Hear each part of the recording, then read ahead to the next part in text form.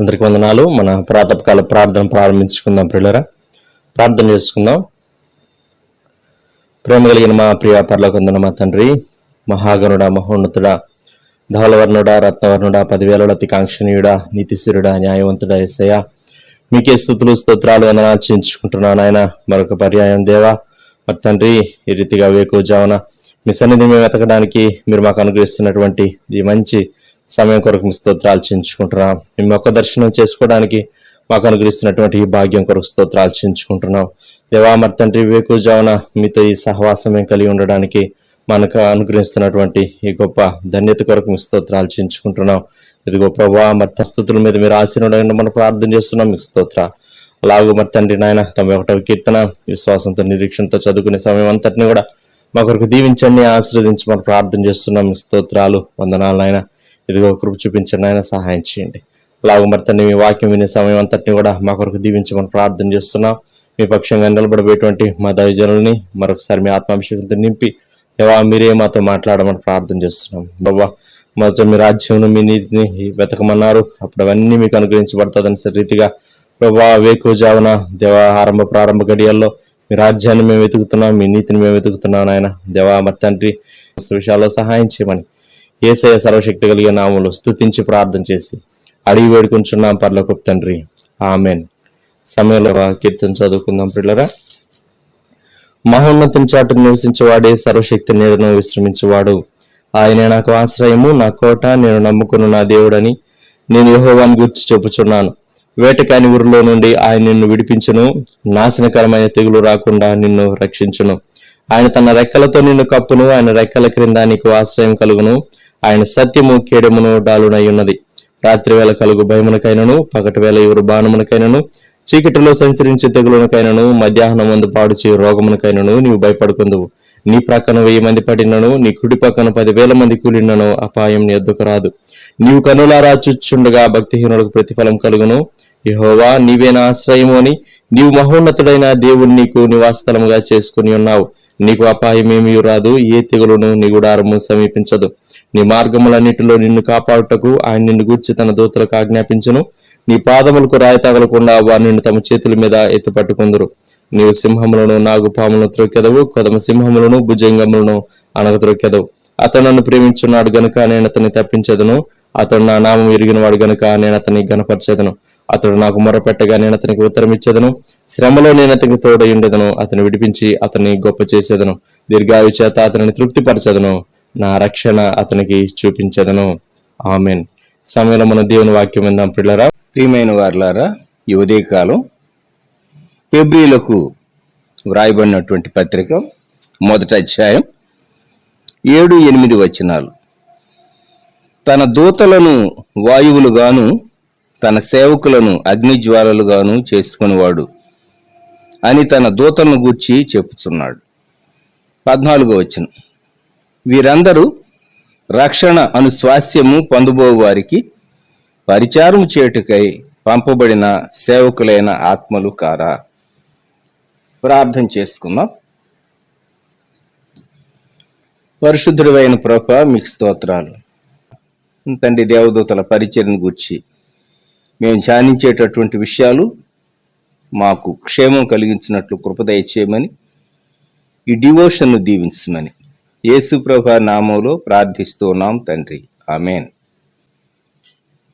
దేవదూతలు వారు ఎప్పటి నుండో ఉన్నటువంటి వారు.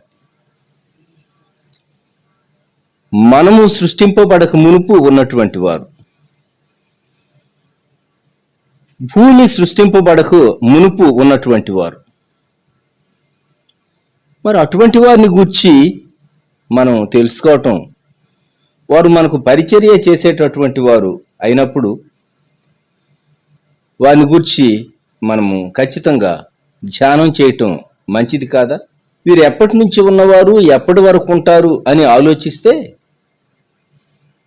యోబు గ్రంథం 38వ అధ్యాయంలో 7వ వచనం. ఉదయ నక్షత్రములు ఏకముగా కూడి పాడినప్పుడు దేవదూతలందరూ ఆనందించి జయధ్వనులు చేసినప్పుడు దాని మూలరాతిని వేసిన వాడేవాడు. మనం నివసించేటటువంటి ఈ భూమి సృష్టింపబడక మునుపు, లేక అది సెట్ చేయబడక మునుపు దేవదూతలు ఉన్నారు. భూమి పునాది వేసినప్పుడు, మూలరాతిని వేసినప్పుడు వారు ఆనందించి జయధ్వనులు చేశారు. దేవదూతలు వారు ఎప్పటి నుంచో ఉన్నారు. మరి వారు ఎప్పటి వరకు ఉంటారు? వారు నిత్యత్వం వరకు ఉంటారు, నిత్యత్వంలోనూ ఉంటారు వారు. ఆ అంశాలు తర్వాత చూస్తాం మనం. కనుక దేవదూతల యొక్క పాత్ర అన్ని కాలాల్లో ఉన్నది. ప్రకటన గ్రంథం 5వ అధ్యాయం 11వ వచనం, నేను చూడగా సింహాసనమును, జీవులను, పెద్దలను ఆవరించి ఉన్న అనేక దూతల స్వరము వినబడిను, వారి లెక్క కోట్ల కొలదిగా ఉండెను.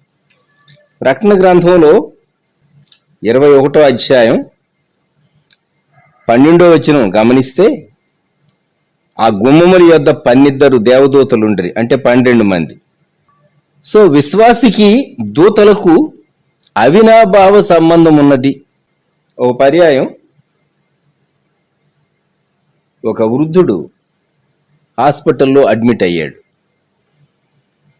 చాలా ట్రీట్మెంట్ తనకి ఇవ్వాల్సి వచ్చింది, ఆక్సిజన్ పెట్టవలసి వచ్చింది. వెంటిలేటర్ మీద ఉన్నట్టున్నాడు అనేక దినాలు. ఆ తర్వాత అతని డిశ్చార్జ్ సమయంలో తన బిల్ చేతికిచ్చారు. ఆ బిల్లులో ఆక్సిజన్ కొరకు తనకు ఛార్జ్ చేసినటువంటి అమౌంట్ చూసినప్పుడు అక్కడ వేలుంచి ఆ అమౌంట్ చూసి కన్నీరు గార్చడం ప్రారంభించాడు. తను గమనిస్తూ ఉన్నటువంటి వారు, స్టాఫ్ కానివ్వండి లేక ఇతర పేషెంట్స్ కానివ్వండి, పాపం బిల్లును చూచి ఇతను షాక్ అయిపోయినట్టున్నాడు అని చెప్పి వారు తలంచుతూ ఉన్నారట. అప్పుడు ఆ వృద్ధుడు చెప్పింది ఏంటంటే, బిల్లును బట్టి నేను దుఃఖపడటం లేదు,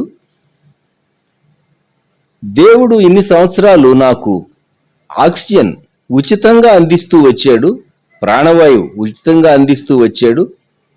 దేవుడు బిల్లు వేస్తే అది ఎంత అవుతుంది నేను కట్టగలనా? కొన్ని రోజులు హాస్పిటల్ వారు నాకు ఇచ్చినటువంటి ఆక్సిజన్కి వేసినటువంటి బిల్లు చూచినప్పుడే ఈ బిల్లు ఇంత అమౌంట్ ఉన్నదే అని నాకు కన్నీరు వచ్చింది అని చెప్పాడట. దేవదూతలను మనకు కాపుదలగా అనుగ్రహించినటువంటి దేవాది దేవుడు.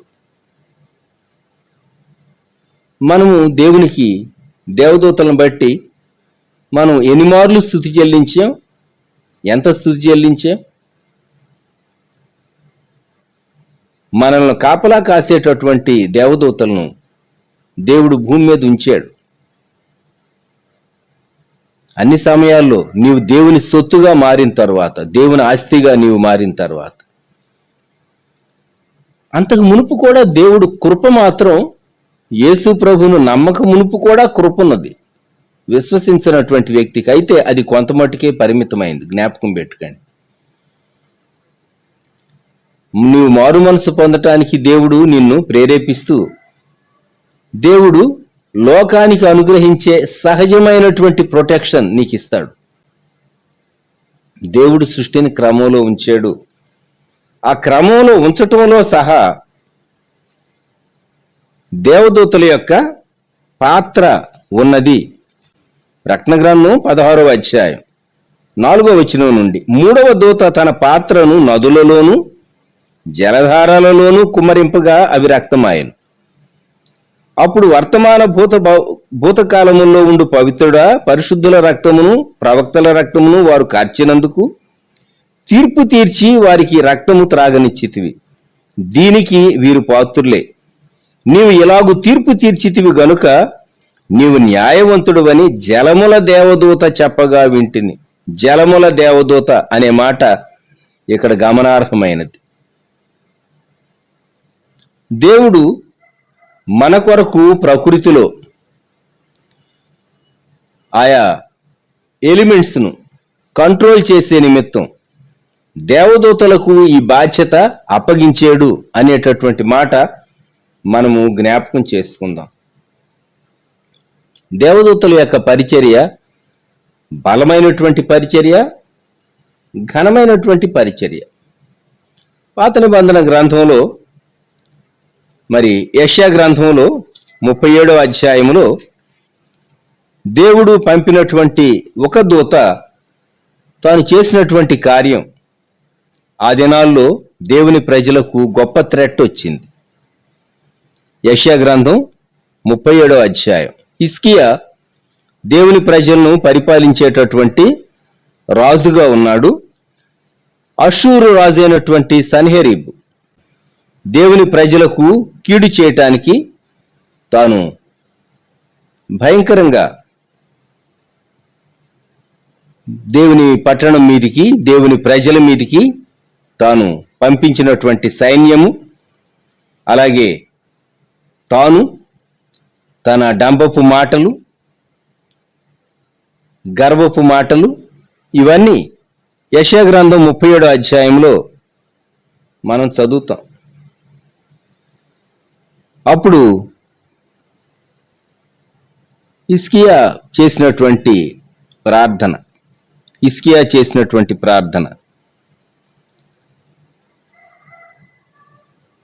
యెషయా గ్రంథం 37వ అధ్యాయం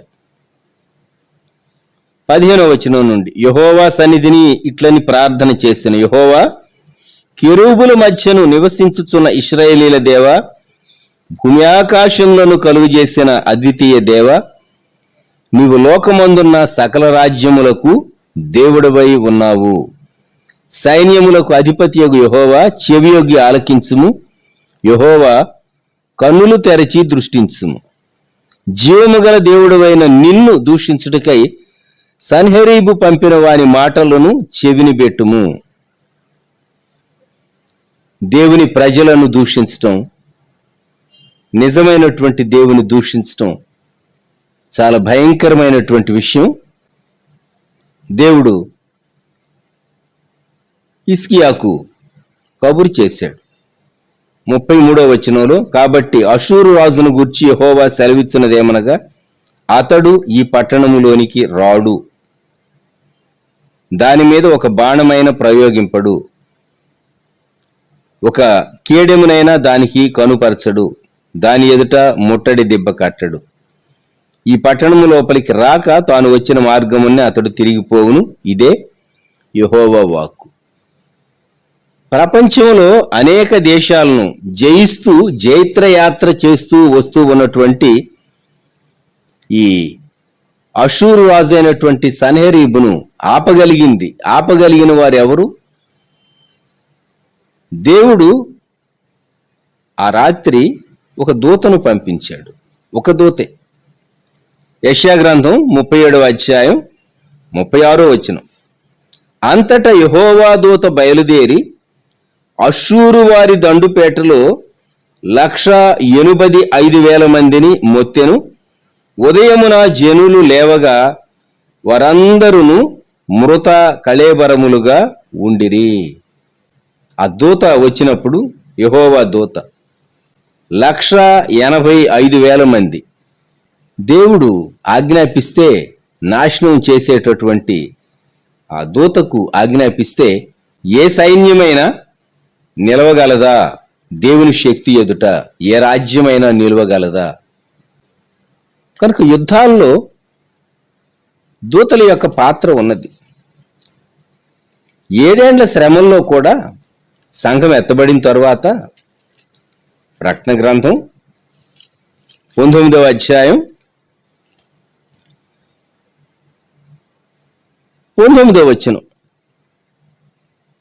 మరియు ఆ గుర్రం మీద కూర్చున్న వానితోనూ ఆయన సేనతోనూ యుద్ధము చేయుటకై ఆ క్రూర మృగమును భూరాజులను వారి సేనలను కూడి ఉండగా చూచితిని.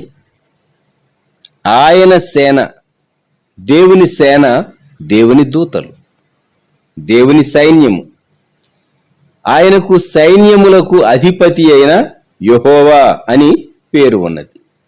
ఆలోచించండి. సరే, ఇప్పుడు దానియేలు గ్రంథంలోనికి మనం వచ్చినట్లయితే దానియేలు గ్రంథం 10వ అధ్యాయం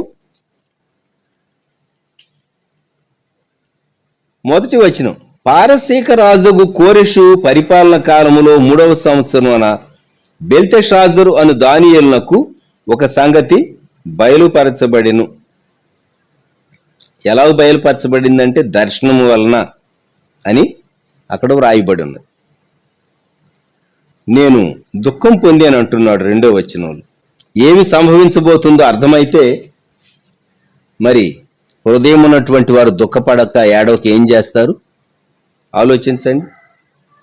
దానియేలు గ్రంథం 10వ అధ్యాయం 4వ వచనం. నేను హిద్దెకెలను గొప్ప నదీ తీరమున ఉంటిని. దేవుడు ఒక దర్శనం తనకు అనుగ్రహించాడు. 7వ వచనం. దానియేలును నాకు ఈ దర్శనము కలుగ్గా నాతో కూడా ఉన్న మనుషులు దాన్ని చూడలేదు గాని మిగుల భయాక్రాంతులై దాక్కునవల్లని పారిపోయేది. వారికి శబ్దం వినబడిందేమో, ఆ శబ్దాలకే తట్టుకోలేక తనతో ఉన్నటువంటి వారు దానియేలు విడిచిపెట్టి వెళ్ళాడు. ఇక్కడ 9వ వచనం నుండి, నేను అతని మాటలు వింటిని, అతని మాటలు విని నేను నేలను సాష్టాంగపడి గాఢ నిద్ర పొందినవాడనైతిని. అప్పుడు ఒకడు చేతితో నన్ను ముట్టి నా మోకాళ్లను అరచేతులను నేలను మోపి నన్ను నిలవబెట్టి, దానియేలు, నీవు బహుప్రియుడవు గనుక నేను నీ యొద్దకు పంపబడి తిని, నీవు లేచి నిలువబడి నేను నీతో చెప్పు మాటలు తెలిసికొనుమనెను.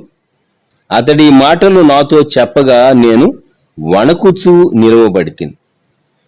అప్పుడు అతడు, దానియేలు, భయపడకుము, నీవు తెలుసుకొనవల్లని నీ మనస్సును అప్పగించి దేవుని ఎదుట నిన్ను తగ్గించుకొనిన ఆ మొదటి దినం మొదలుకొని నీవు చెప్పిన మాటలు వినబడినవి గనుక నీ మాటలను బట్టి నేను వచ్చి తిని. పారసీకుల రాజ్యాధిపతి 21 దినములు నన్ను ఎదిరించెను. దేవుడు మన ప్రార్థనకు జవాబిస్తాడు. అయితే దేవుని జవాబు మనకు రాకుండా సాతాను అడ్డుకుంటూ ఉంటాడు. మన దగ్గరకు ఆ సందేశం ప్రత్యేకంగా తీసుకుని వచ్చేటటువంటి వార్తాహరులు, దూతలు ఉన్నారే, వారిని అడ్డగిస్తాడు. అవునా? ఇక్కడ 21 దినాలు డానియేలుకు రిప్లై రాకుండా ఒక వ్యక్తి తనను మధ్యాకాశంలో ఆ మెసెంజర్ను ఆపు చేశాడట. పారసీకుల రాజ్యాధిపతి ప్రపంచంలో ఉన్నటువంటి ఆయా దేశాలను తన గుప్పెట్లో ఉంచుకోవటానికి సాతాను దేశాల మీద తన యొక్క రిప్రజెంటేటివ్స్ను ఉంచింది. వారు వాయుమండలంలో ఉండి దేవుని ప్రజలకు క్షేమం కలిగేటటువంటిది ఏదైనా సంభవించేటప్పుడు అడ్డుకోవటానికి, ఆ దూతలను ఆపివేయటానికి, ఆ ప్రార్థనలకు జవాబు రాకుండా ఉండటానికి ఈ దయ్యాలు ప్రయత్నం చేస్తాయి. వాయుమండలంలో ఉన్నటువంటి దురాత్మల సమూహములు ఇవి పనిచేస్తాయి. మనకు ఎఫ్సీలకు రాయబడినటువంటి పత్రికలోని మాట మనం ఎప్పుడు జ్ఞాపకం చేసుకుంటాం. ఎఫ్సీ 6వ అధ్యాయం 12వ వచనంలో, అంధకార సంబంధులకు లోకనాథులతో ఆకాశ మండలమందున్న దురాత్మల సమూహములతోనూ పోరాడుచున్నాము. పైన 12వ వచనం ప్రారంభం, మనము పోరాడున్నది శరీరులతో కాదు, ప్రధానులతో, అధికారులతో, ప్రస్తుత అంధకార సంబంధులకు లోకనాథులతో, ఆకాశ మండలమందున్న దురాత్మల సమూహములతో. కనుక దయ్యాలు వాయుమండలంలో ఉన్నాయి. ఇక్కడ దానియేలు ప్రార్థనకు జవాబు రాకుండా ఆ మెసెంజర్ 21 దినాలు ఆపివేయబడినప్పుడు 13వ వచనం, పారసీకుల రాజ్యాధిపతి 21 దినములు నన్ను ఎదిరించెను. ఇంకా పారసీకుల రాజుల సముఖమున నేను నిలుచుచుండగా ప్రధానాధిపతుల్లో మిఖాయేలును ఒకడు నాకు సహాయము చేయవచ్చెను. అంటే ఆ పారసీక దేశం పైన ఉన్నటువంటి నియమింపబడినటువంటి సాతాను ప్రతినిధి ఇంకా వాయుమండలంలో ఈ పంపబడినటువంటి మెసెంజర్ను ఇంకా నిలవరించి ఉన్నప్పుడు ఆపివేసి ఉన్నప్పుడు అప్పుడు మిఖాయేలు నాకు సహాయం చేయటానికి వచ్చాడు, అందువల్ల నేను ఇప్పుడు నీ దగ్గరకు వచ్చాను అని చెప్పాడు. మిఖాయేలును పంపించినప్పుడు సాతాను కూడా వచ్చింది మోషే శరీరం దగ్గరకు. సాతాను కూడా వచ్చి సాతాను ఆర్గ్యుమెంట్ పికప్ చేసింది. ఏమని? మోషే శరీరం మీద నాకు అధికారం ఉన్నది. యోదావు రాసినటువంటి పత్రిక 9వ వచనం. ప్రధాన దూత అయిన మిఖాయేలు అపవాదితో వాదించుచు మోషే యొక్క శరీరమును గూర్చి తర్కించినప్పుడు దూషించి తీర్పు తీర్చ తెగింపక. పడిపోయినటువంటి సాతాను కూడా మిఖాయేలు దూషించలేదు. ఒక చిన్న సెంటెన్స్, ప్రభువు నిన్ను గద్దించును గాక. ఎంత శ్రేష్టమైనటువంటి మాట! ఊరకొనక మాట్లాడేటటువంటి వాడు నాశనం తెచ్చుకుంటాడని దేవుని వాక్యం హెచ్చరిక చేస్తూ ఉన్నది. దేవదూతలను చూచి మనం నేర్చుకోదగినటువంటి అంశం దేవదూతలను గుర్చినటువంటి భాగంలో వారు చాలా పరిమితంగానే మాట్లాడేటటువంటి వారు, దేవుడు అప్పగించినటువంటి పనిని చేసేటటువంటి వారు. వారు ప్రకాశవంతమైనటువంటి వారు, వారు బలమైనటువంటి వారు, వారు బలమైనటువంటి వారు. ప్రియమైన వారలారా, ఈ ఉదయకాలం దేవదూతలను గూర్చి ఈ 3వ స్టడీ డివోషన్ నేను చెప్తూ ఉండగా మనం ఒక భాగాన్ని జ్ఞాపకం చేసుకోవటం మంచిది అని నాకు అనిపించింది. సాతాను గర్వించి పడిపోయింది. సో పడిపోయినటువంటి సాతానును చూసినప్పుడు మనం నేర్చుకోదగినటువంటి ఒక మంచి పాఠం ఏంటి? సాతాను ఏ పరిస్థితిని బట్టి లేక ఏ లక్షణాన్ని బట్టి సాతాను పడిపోయిందో అది గర్వం. అదే మొట్టమొదట మానవునికి అంటిస్తుంది. మానవుని యొక్క హృదయ గర్వం.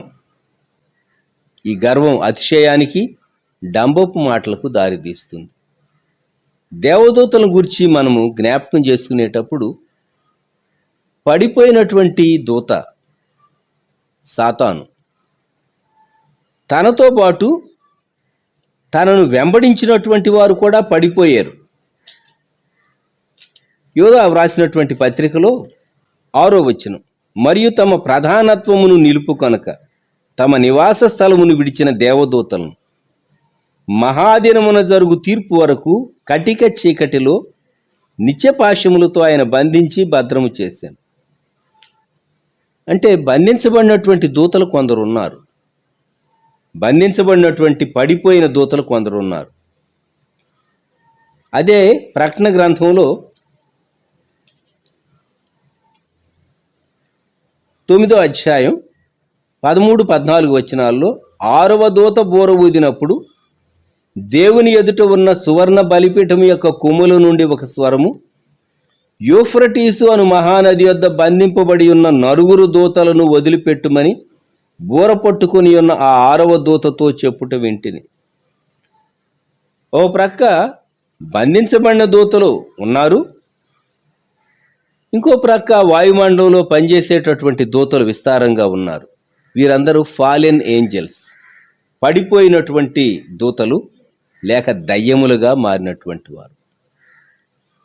దేవదూతను గురించినటువంటి ఈ డివోషన్లో మనము జ్ఞాపకం చేసుకోవాల్సిన ప్రాముఖ్యమైనటువంటి అంశం ఏంటంటే, దూతగా ఉన్నటువంటి వ్యక్తి, దేవుని స్తుతించేటటువంటి వ్యక్తి అతిశయించి దేవుని కృపను తాను పోగొట్టుకుంటే దూత దయ్యంగా మారినట్లే మనం మన జీవితాల్లో దేవుని కృపను మనం లోకువ కట్టి గర్వించినట్లయితే మనం కూడాను చాలా అపాయములో ఉన్నాం అని దేవుని వాక్యం మనకు హెచ్చరిక చేస్తూ ఉంది. ఒక భక్తుడు ప్రార్థన చేశాడట, ఎంత మటుకు నిజమో తెలియదు మనకు. దేవా, సాతానుకు మారు మనసు దయచేయమని. సాతానుకు మారు మనసు దయచేయమని ప్రార్థన చేయటం మరి ఎందుకు ఆ భక్తునికి ఆ తలంపు వచ్చిందో తెలియదు. సాతానికే మారు మనసు వస్తే ఇక ఈ సమస్య లేదు కదా. అయితే సాతానుకు మారు మనసు రాదు, అది ముందుగానే చెప్పబడింది. సాతాను కొరకు వాని దూతల కొరకు నరకాగ్ని సిద్ధం చేయబడింది. సాతాను మాటలు విని మనిషి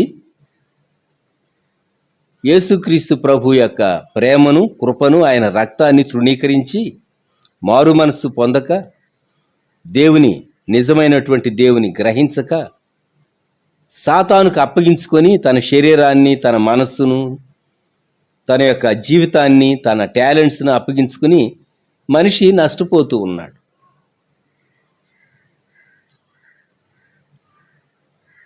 ఆ భక్తునికి తరువాత చెప్పబడినటువంటి మాట, అటువంటి ప్రార్థన నీవు చేయకూడదు అని దేవుడు చెప్పాడట.